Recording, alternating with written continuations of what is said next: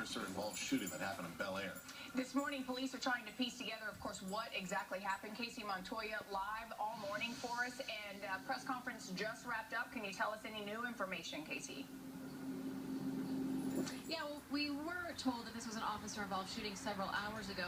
Details still coming in. Here's what we just found out, that around 3:30 this morning, a utility worker in this neighborhood is the one that called in an assault with a deadly weapon, and officers arrived. Somehow a confrontation happened between the officers and the suspect, who is now dead. Now, they're not telling us who fired first or what happened. They say this happened in the front of a home, and we had heard something about a mother and son living there. Officers cannot confirm if this guy lived in this neighborhood or what exactly was going on right now.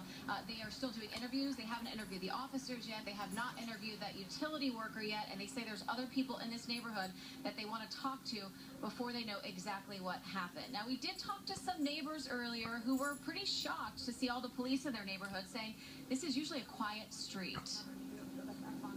It's shocking. It's shocking that something like this could happen on the street. People up here aren't known to have guns. People up here aren't known to be fairly crazed. People up here don't lose their tempers. People up here don't get carried away. They just mind their own business and go about life. And I do have with me now Gus Villanueva from the police department, and you were just telling us what happened up here. Pretty unusual for an officer-involved shooting to happen in this neighborhood. This is true. About 3:30 this morning, West LA patrol officers responded here in the 1200 block of Stone Canyon Road to a call of an assault with a deadly weapon. Apparently, the officers encountered a man with a gun. An officer-involved shooting occurred, and we're still trying to sort out all the details at this time. And the condition of the officers, was anyone else hurt? No one else is hurt. The officers are not hurt, and the investigation continues. Now, I know you said you have some people to interview, but what's next for this street? It's closed off right now. How much longer do you think this will take?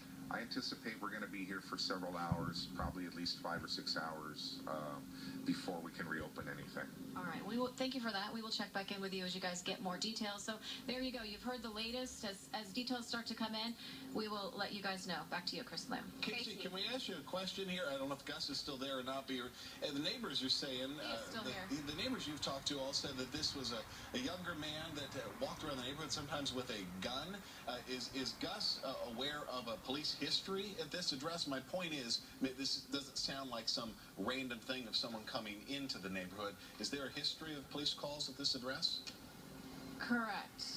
Well, Gus, earlier a neighbor had told me, a couple neighbors actually, that the man who lived in this house, in the back guest house, had been known to act strangely and walk around even with a gun, and that police have been up here to calm things down several times. Do you know of any history with this address? No, I heard reports of that on the news, but I can't confirm that at this point.